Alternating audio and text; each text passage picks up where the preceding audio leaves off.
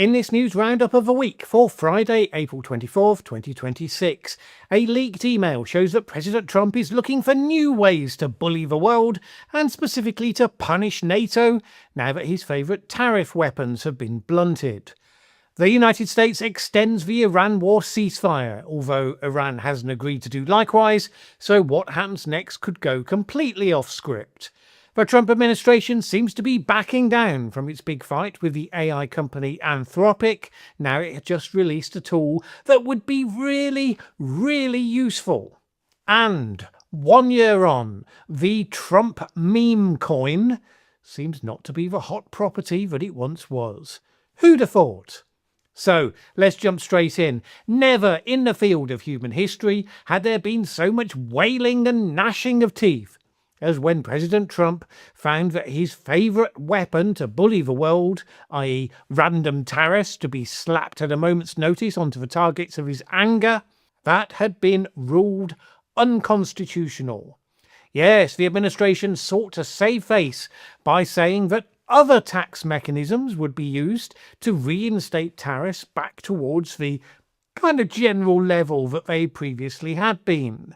But those mechanisms are slow. They are much less able to be used like thunderbolts being zapped from the top of Mount Olympus. I mention it because in a leaked Pentagon email this week, you can see just how Trump is looking for all of the ways that he can find where he can bully the recalcitrant once again. Reuters reported that the internal email was exploring all the ways that Trump could punish NATO allies, the ones who did not, in his view, do what Trump expected of them in relation to the Iran war. Now, note the framing implicit in that. You will jump on demand to the glorious leader, or else you will be punished. No suggestion that individual nations are sovereign, that they get to decide for themselves what they do and do not support. Just as Trump submitted his potential cabinet picks and senior civil service hires to a loyalty test, so he wishes to apply the same, pretty much on a day-to-day basis, to the rest of the world. So what sort of ideas were being floated in this email? Well, one of them was suspending difficult countries. Spain was specifically singled out from NATO membership.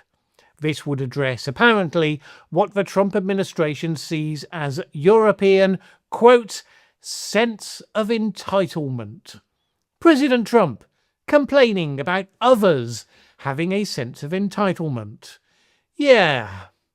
I'm guessing that the Bible verse that he's reported to have recently been reading, it likely wasn't the one about seeing the mote in your neighbour's eye while ignoring the beam in your own. Anyway, NATO has been quick to point out that there is no provision for member states to be suspended or expelled from the alliance. They did not say, if there were, it wouldn't be Spain who'd be top of our list. But they arguably could have done. Spain's Prime Minister Pedro Sánchez told journalists this: the Spanish government's position is clear. Absolute cooperation with our allies, but always within the framework of international law. Not the right spirit for the brave new world of Trump, of course. Then another wizzo idea was for the United States to punish Britain by deciding to take the position that the Falkland Islands were actually Argentinian after all. To what end, it's not entirely clear. I'm presuming that Trump is naturally proposing that the US military would invade the islands and then hand them over to Trump's buddy Javier Milei. British Prime Minister Keir Starmer, who's been having something of a torrid time recently, likely welcomed the chance to be seen as strong and standing up to the bully in the White House. British control of the islands, he said, is not in question. He is backed up in that position by the fact that polling amongst the islanders consistently finds that yes, they want to remain British by a high percentage. Apparently Britain may not be the only part of old Europe in the frame, since long-standing European, quote, imperial possessions are all under review further leverage. As I said, basically they're scouring the world, looking for whatever weapons they can find. They can't just slap tariffs on people anymore, so what else can they find in the goodie bag that can be turned into an attack? Now, while the US is doing that, it simply adds fuel to the already raging fire as Europe processes its current situation and looks for all the ways that it can start to move beyond Trump. Some Europeans have been studying the Mutual Defence Clause in the founding document of the European Union, the Treaty of Lisbon. Article 42.7 specifically obliges member states to provide military, humanitarian and financial aid to other members in case of attack. EU leaders have said they plan to conduct an exercise next month to work through how that provision might work in practice. Now, there are major challenges to using it as an alternative to NATO. NATO has a specific military purpose and a unified, clearly defined command structure. Europe has no such structure, and every country has its own culture and approach, and of course multiple languages, and that would make operating in unison extremely difficult. Radoslaw Sikorski, Poland's foreign minister, told the New York Times this: "I despair as to what has to happen for us to get serious." Fair enough, the United States military does have a unified command, and yet it is similarly struggling with seriousness right now. Seems to be the hardest thing to achieve in the modern era. Others have pointed to the Coalition of the Willing alliance that has come together to look at security support for Ukraine and that is led by Britain and France. This, they suggest, would give a more solid foundation on which to build a platform for action, by which they mean, of course, is a post-NATO replacement to NATO, except, of course, nobody's allowed to call it that right now. Indeed, The Times reported this, but some EU states, especially from Central Europe and the Baltics, worry that too loud a discussion of EU collective defence would give Mr. Trump the excuse to further reduce his commitment to NATO. Always the same argument, which means that we have all of these conversations in public, but they are coded. Nobody's talking plainly about what is obviously in plain sight for all to see. And so the existence of Trump makes the discourse of the entire world more stupid and mired in wishful thinking. Europe needs an answer to two scenarios. One, what happens if and when Russia invades a European country and the United States refuses to be part of a response? Polish Prime Minister Donald Tusk posited such a question this week, saying that Europe's biggest, most important question is if the United States is ready to be as loyal as it is described in our NATO treaties. I want to believe that Article 5 is still valid, but sometimes, of course, I have some problems. Translation, everybody knows full well, but we have to tiptoe around it and talk in terms of vague possibilities anyway. So that's the first scenario. And secondly, what happens if and when America decides to try to present a fait accompli for a military takeover of Greenland? Those are two very obvious, perfectly likely scenarios, neither of which can be allowed to come as a shock and to be followed by disconnection and lots of individual nations thrashing around trying to work out what they should do next. Former head of NATO George Robertson said specifically to the British government that its high military interdependence with the US is, quote, no longer tenable. In the age where people dare not speak openly, such statements of the bleeding obvious pass for penetrating insights. Well, whatever it takes. You would think that people would learn. Pedro Sanchez has not been harmed domestically by his resistance to Donald Trump. And look at Giorgia Meloni. She was attacked by the opposition in Italy for being positioned as Trump's best friend in Europe. But since she stood up to Trump on Iran, and then again with his attacks on the Pope, and then even again this week, where a Trump envoy suggested that Italy should replace Iran in the World Cup, taking place soon in the United States.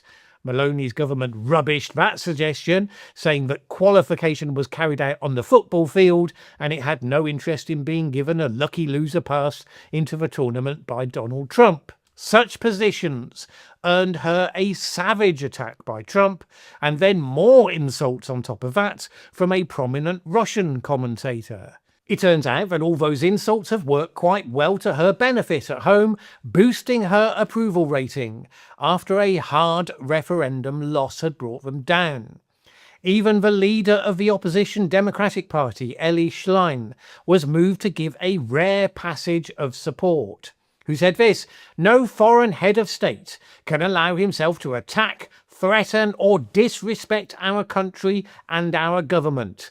We are adversaries in this chamber, but we are all Italian citizens and representatives of Italians, and we will not accept attacks or threats against the government and our country."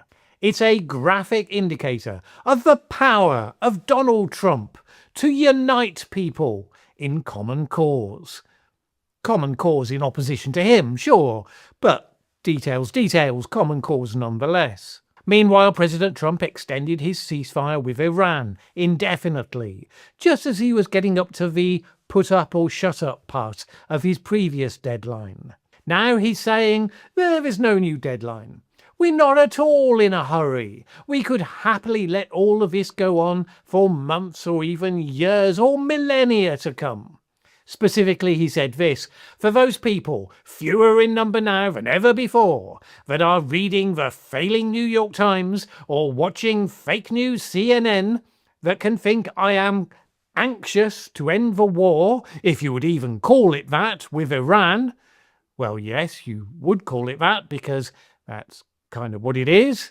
Dictionary definition: armed fighting between two or more countries or groups. War. Anyway, he went on: "Please be advised that I am possibly the least pressured person ever to be in this position. I have all the time in the world, but Iran doesn't. The clock is ticking." This incredibly transparent exercise in bluffing for toddlers is in response to the wide perception that the US is desperate for a deal and very much feeling that it is under time pressure. Understanding that to be the case is a great benefit to the Iranian side in any negotiations, needless to say. People who are far more expert in deal-making than Donald Trump will ever be can tell you that the ability to walk away from the table without a deal is the most powerful card you can have in your hand, especially if you know the other side cannot do likewise. Iran has pointed out that it has not agreed to extend its ceasefire.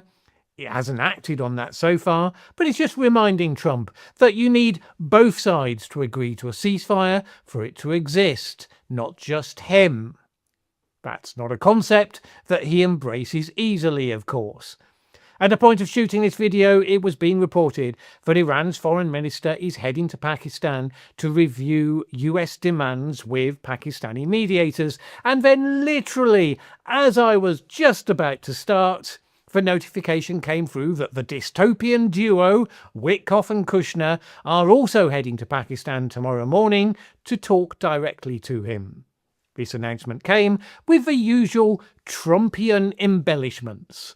White House Press Secretary Caroline Leavitt said that the Iranians had reached out to them and requested the in-person conversation. Now look, I suppose that's possible, but the claim fits a very long-established pattern of Trump lying and the other side begging for a deal, they called me, etc., etc. So I don't think any of us should be wholly surprised if the Iranians end up denying it in the next few hours. What's expected to come out of such a conversation is not currently clear. But then, since the president is supposedly not in much of a hurry, that shouldn't be much of a problem, I guess. The European Union has put forward a novel idea. Its foreign policy chief Kaja Kallas said today that actual nuclear experts should be around the negotiating table. Otherwise, she said, the war is in danger of producing a weaker agreement than the one struck a decade ago. The one struck a decade ago by Barack Obama, of course, and not being able to be accused of doing less well than Obama is one of the principal motivating factors for Trump in all of this. But for now, he seems to be sticking confidently to his conviction that the way to counter the wily nuclear experts on the Iranian side is for him to stick with real estate investors and family members with a massive conflict of interest. Yay! The difficulties of getting European countries lined up in conflict situations was also, however, on full show. So Germany's Chancellor Merz went on the record as saying that should there be a comprehensive settlement between the US and Iran, then Europe should certainly be pulling back from sanctions against Iran. Other members of Europe immediately pitched in to say, whoa, not so fast. European Commission President Ursula von der Leyen said this: sanctions relief should be conditional on verification of de-escalation. They seemed unconvinced that a deal between Iran and Donald Trump would necessarily resolve the most important issues, so giving him the impression that he could count on a certain response might be, shall we say, premature. Which is a shocking lack of trust in the prowess of the United States to get the deal done, but there it is. Another situation where Trump picked a fight, and now seems to be in the process to some degree of retreat, is the attack on the AI company Anthropic. You will recall that Trump and Pete Hegseth were on the company's case because they said their AI should not be used to choose whether or not to kill people, nor should it be used to carry out mass surveillance of US citizens. A boring old normie government would say, well, that's fine because we weren't going to do those things anyway. But Pete Hegseth's response was more along the lines of, how dare you tell me what I can't do? Don't you see how manly I am? However, two small problems have brought the administration up short. The first one was that lots of people across the federal government find Anthropic's Claude product to be really useful and better than the competition. So they've been quietly lobbying for a settlement to be reached. And then the real kicker came along. As we discussed last week, Anthropic released to a select group of software companies and financial institutions its newest model, Mythos. The capabilities of Mythos include the ability to look at any software platform and find multiple exploitable vulnerabilities, a treasure trove for foreign spies and hackers. All companies with such systems are now seeking to use Anthropic's Mythos to find all of those holes in their own software so they can fill them in before the AI is released more widely. Rather, a lot of government agencies think that is something they should probably be doing as well. But in order to do that, the government actually has to agree it's not boycotting Anthropic anymore. So we heard that a quiet meeting took place between the Anthropic chief executive and members of the administration, ones without quite the unrelenting manliness of Pete Hegseth to try to find a way forward, by which I mean White House Chief of Staff Susie Wiles and Treasury Secretary Scott Bessent. This new mood saw Donald Trump this week praising Anthropic's executives as very smart people, a somewhat startling about turn after he was slamming them previously and designating them a national security risk. Now, Pete Hegseth hasn't been talked down off the ceiling just yet. Dean Ball, a former White House advisor, told Politico this: the administration is definitely still fighting Anthropic in court. I wouldn't characterize it as being over in that regard. But I think that clearly there are some people who see the whole thing as a distraction they don't need. It's worth noting the government had already reined Hegseth back in, to some degree, on this. Hegseth had originally said that, quote, effective immediately, no contractor, supplier or partner that does business with the United States military can conduct any commercial activity with Anthropic. Any commercial activity. So not just the activity with the government. That was walked back in court, where government lawyers said, no, it only prohibited Defense Department contractors from using Anthropic for their work on government contracts specifically. And now many are pushing for that to be exclusively Pentagon contracts. Now that said, you would think that if any government department needed to test its systems for weaknesses for exposure to the level of AI that, for example, China will soon have for itself, it would be the Pentagon. I mean, wouldn't it? But maybe the most powerful defense against hackers is just to, drip concentrated testosterone all over your systems, in which case that should probably be all right. Meanwhile, thoughts and prayers, if you can spare them, for Donald J. Trump, because it turns out that 11 months after its launch, his meme coin isn't doing so well. Aww. The 297 biggest holders of the Trump crypto coin during a specific window of time are granted access to a conference featuring speeches by the president, amongst others. And the top 29 of those get access to a VIP reception with the president, along with other superstar guests. I know, but try to contain your excitement, or at least don't dribble on your computer keyboard. It's unsanitary. This year, it seems that the price of that exciting life opportunity has plummeted compared to last year. The median holding by the very top winners is a mere $539,000 of Trump, compared with $3.28 million of Trump last year. Austin Campbell of the crypto advisory firm Zero Knowledge Consulting. That's some brave branding right there, but I digress. He told the Financial Times this: meme coins have gotten wrecked. The Trump brand is not enough of a carrot to elevate them, which one suspects was a diplomatic turn of phrase. This graph shows the progress for the Trump coin, along with the significant bump that it enjoyed during the qualifying period last year, and the tiniest of shrugs that resulted in the same period this year. The Chinese crypto investor Justin Sun is the head of the leaderboard, although he seems to be in the process of falling out of love with things associated with Trump, as evidenced by the fact that he is suing the crypto firm World Liberty Financial, which is run by Donald Trump's sons, along with the sons of golfing buddy and amateur global conflict negotiator Steve Witkoff. Sun accused the firm of targeting him in a fraudulent scheme and illegally seizing the tokens he had bought from the company. Which sounds shocking, but not especially surprising, given the reputation of the Trump brand through history. So you might ask, how could a smart, savvy investor like him have fallen for such a scam? And how come he's the largest owner of a meme coin that it was wholly predictable would lose most of its value pretty quickly? Well, Sun is also famous as the person who bought an art installation for $6 million. The installation was a banana taped to a wall. Sun bought it and then ate the banana. So suddenly it all makes perfect sense. Alright, I continue to struggle against AI pretend Malin avatars on YouTube.